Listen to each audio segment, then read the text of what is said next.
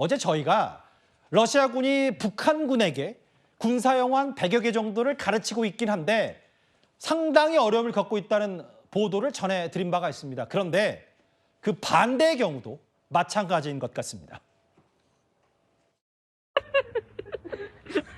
Мисс Борисович, как у вас продвигается учеба? Это пиздец, блядь. Уже переводим эту хуйню.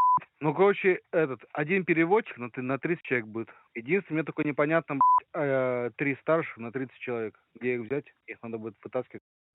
러시아군이 북한군에게 러시아 군사 용어 100여 개를 교육하고 있으나 그 군사 용어라는 게 예를 들면 위치로 또 포격, 발사 뭐 이런 용어들을 뜻합니다.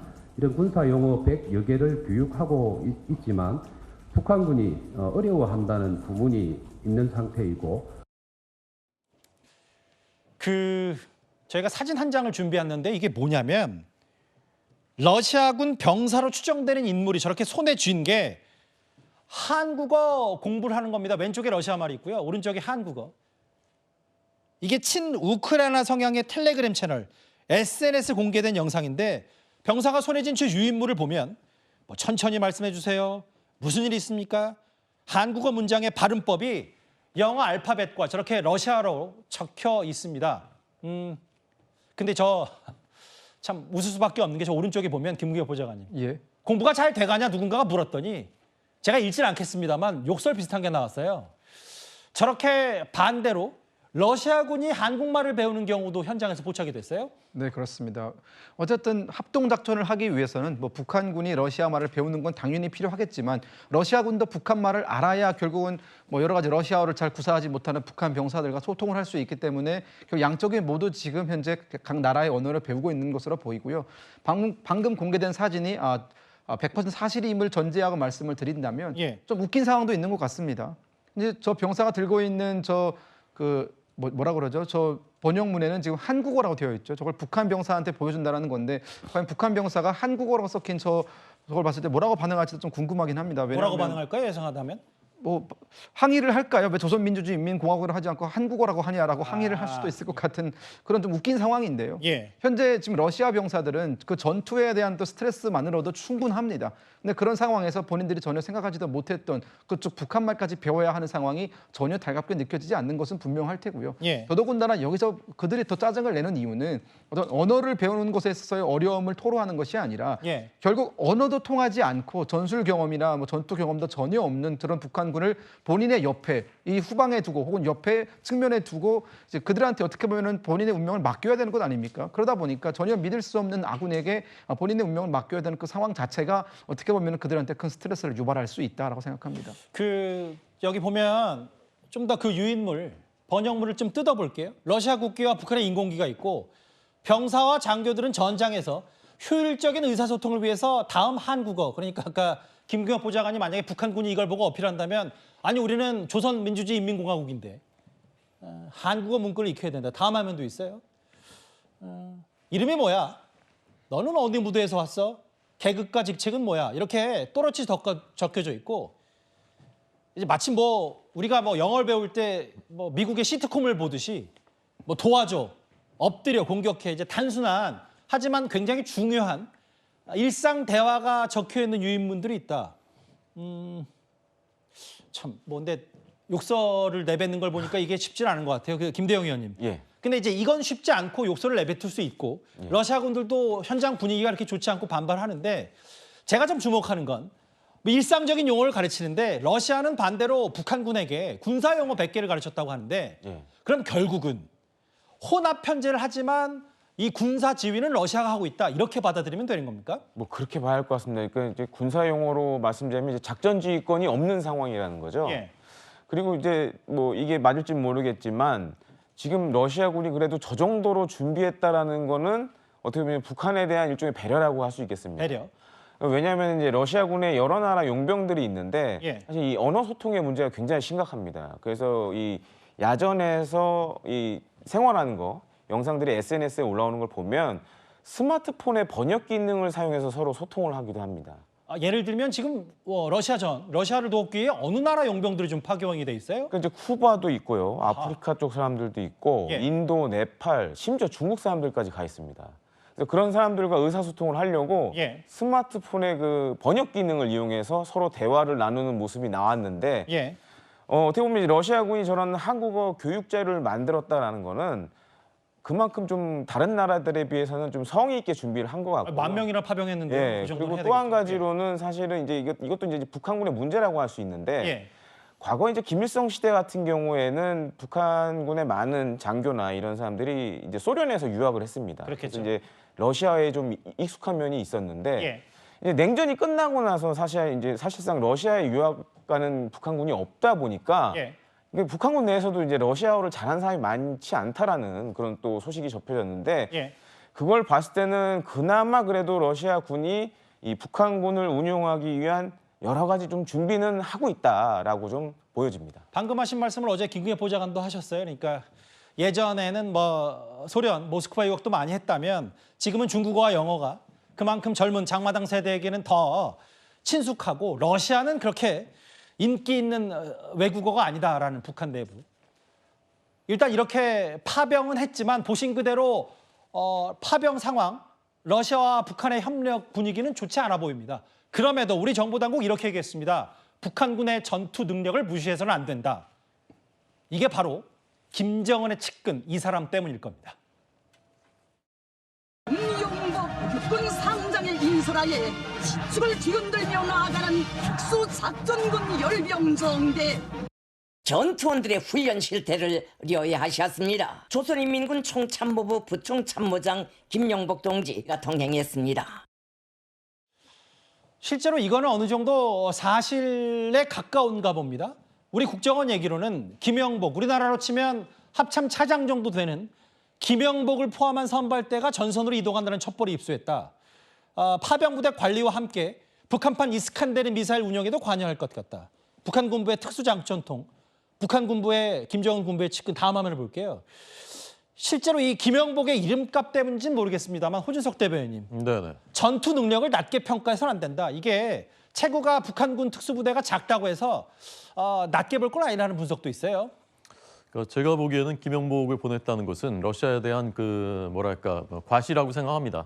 저 사람이 이제 폭풍군단장을 지냈었던 사람이고, 예. 현재 이제 군의 이제 고위직이기 때문에 김정은 정권 입장에서는 우리가 이렇게까지 한다라는 것을 이제 보여주는 그런 의미가 있다라고 생각하고요. 예. 기본적으로 우리나라 사람들이 우리 민족이 이제 워낙 그 생존 능력도 뛰어나고 모든 능력이 이제 뛰어나죠. 기본적인 자질이 좋죠. 그래서 저는 북한군이 그런 면에서 이제 우수한 자질은 있을 거라고 생각합니다. 그렇지만 기본적으로 군의 전력은 두 가지에서 나온다고 저는 봅니다. 첫 어떤 번째는 겁니까? 사기고요. 예. 두 번째는 밥입니다. 보급입니다. 그런데 이제 북한군의 첫째 사기가 있느냐? 북한군이 저 전쟁에 아무런 명분 없이 끌려간 전쟁이지 않습니까? 왜 가는지도 모르고 남의 나라 전쟁에, 불의한 전쟁에 저 젊은 병사들이 그냥 간 겁니다. 러시아군도요. 처음에 이 우크라이나전 개전하기 전에 예. 굉장히 강군이라고 평가를 받았었는데 막상 전쟁을 해보니까 종이호랑이라는 얘기 들었습니다. 똑같은 그 이유라고 저는 생각합니다. 명분이 없는 전쟁에 끌려갔기 때문입니다. 예. 더더군다나 남의 나라 전쟁인데 북한군의 사기가 있겠습니까? 두 번째는 우리가 그 체구를 봐서 알겠지만 예. 제대로 먹지 못했고요. 북한군 저 병사들이 영양 상태가 좋지 네, 못하죠. 그렇습니다. 그런 상태에서 과연 훈련은 제대로 받았겠는가? 그리고 앞서 말씀드린 대로 이제 지형이나 이런 것도 다르고요. 예. 그래서 저는 혹자는 월남전 파병하고 자꾸 비교를 하는 그런 분들이 있는데 맞아요. 월남에서 우리나라 군대는 굉장히 용맹한 군대로 이름을 떨쳤습니다. 어떤 차이가 있었느냐? 그 당시 월남전은 월맹이 공산화를 위해서 끊임없이 게릴라전을 일으키다가 결국 미군의 군함을 공격한 것을 계기로 해서 일어난 것입니다. 예. 그래서 자유민주주의 국가들이 자유민주주의 체제를 지키기 위해서 11개 국가가 참전을 했었던 전쟁이고요. 우리나라는 그 월남전 파병을 통해서 경제적으로도 차관과 참전 수당을 통해서 국가적으로나 또 개인 가정적으로나 굉장히 발전하는 계기가 됐습니다. 지금 북한의 파병은 아무런 명분도 없는 침략 전쟁에 그냥 끌려가서 총알바지가 된 셈이고 거기서 나오는 돈도 결국은 김정은 정권의 체제 유지만 위해서 쓰여질 가능성이 매우 높습니다. 전혀 다른 얘기이기 때문에 예. 북한군이 거기서 전투력을 제대로 발휘할 가능성 저는 매우 낮다고 생각합니다. 근데 이제 이게 실제로 김정은의 측근이기도 하고 아까 4기 문제. 사실 뭐 군대 나오신 분들은 아시겠지만 뭐 원래 전략과 전술에 실패한 지휘관은 책임을 덜 물어도 배식이 실패한 지휘관은 꼭 책임을 물어야 된다. 뭐 이런 군대 용어까지 쓸 정도로 분위기, 사기, 식량 문제 뭐 이런 것들이 굉장히 중요할 텐데 주로 밤에 투입하고 경무장 상태, 그 합참차장격인 김영복 부참모장이 투입됐다라는 건 김정은이 또 다른 뭐 지금 최선희 외무상도 모스크바에 가 있습니다만 또 다른 고위급이 파견될 가능성도 없지는 않아 보이거든요.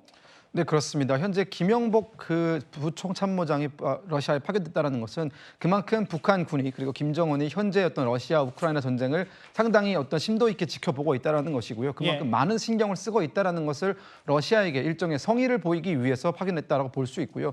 두 번째 측면은 저 김영복이라는 사람은 중장에서 상장으로 진급하는 딱 1년밖에 안 걸린 사람입니다. 초고속 승진했네요. 네, 그렇습니다. 북한군 내의 어떤 여러 가지 인사 적체 현상을 봤을 때 굉장히 이례적인 상황이고요. 왜 어떤 이유 때문에 진급을 했는지 살펴봤더니 저 사람이 폭풍군단의 군단장을 지내다가 이제 그 폭풍군단이 나중에 전체적으로 해처 모혈을 하면서 조선인민군 특수작전군으로 2017년에 개편이 되는데요. 조선인민군 특수작전군으로 개편이 될 때 그 사령관을 맡았었고 현재 북한군이 운영하는 그 특수작전군의 교리라든가 전술이라든가 이런 것들을 만드는데 크게 일조한 사람이 바로 김영복입니다. 그렇기 때문에 저 사람이 결국은 이제 특수작전군을 넘어서 부총참모장이라는 굉장히 높은 지위까지 올라가게 된 것이고 현재 러시아에 파견돼 나가 있는 북한군의 대다수가 북한군의 특수작전군 소속 아닙니까? 그러다 보니까 이 특수작전군이 러시아에서 전투를 잘할 수 있도록 북한 입장에서도 어쨌든 이들이 일정의 성과를 세워야 전투에서 여러 가지 승리를 거둬야 러시아에게 할 말도 있고 또 체면도 서지 않겠습니까? 그렇기 때문에 그들을 어떤 감시하고 관리하고 또 격려를 하는 차원에서 그들의 최고 지휘관이었던 사람을 파견한 것으로 보이고요. 앞으로 더 많은 병력들이 차출이 될 텐데 아마 북한 군에서도 더 많은 어떤 고위급들이 나올 가능성이 상당히 열려 있다고 저는 생각합니다. 그 김정은의 군부 측근 김영복이 진짜 러시아 전장에 투입됐는지는 어느 정도 팩트에 가까워 보여 우리 정보당국도 확인을 해줬기 때문에 이제 중요한 건 북한이 이렇게 레드라인을 넘었다고 보이기 때문에 중요한 건 우리 정부의 대응일 겁니다. 어제 저희도 속보로 만나봤다시피 윤석열 대통령과 우크라이나의 젤렌스키 대통령도 전화 통화에서 여러 인도적 지원 얘기도 했었는데요. 저는 오늘 이 부분이 눈에 띄었습니다. 김대영 위원님. 유영원 의원이 어떤 얘기를 했냐면 우리 정부가 우크라이나에 호크 미사일을 제공할 수도 있다. 호크 미사일이 뭔지 좀 설명을 부탁드릴게요. 호크 미사일은 중단거리 방공 미사일로 보통 이제 전투기 요격에 많이 사용이 됩니다. 그리고 지금 사실 우크라이나도 호크 미사일을 쓰고 있어요.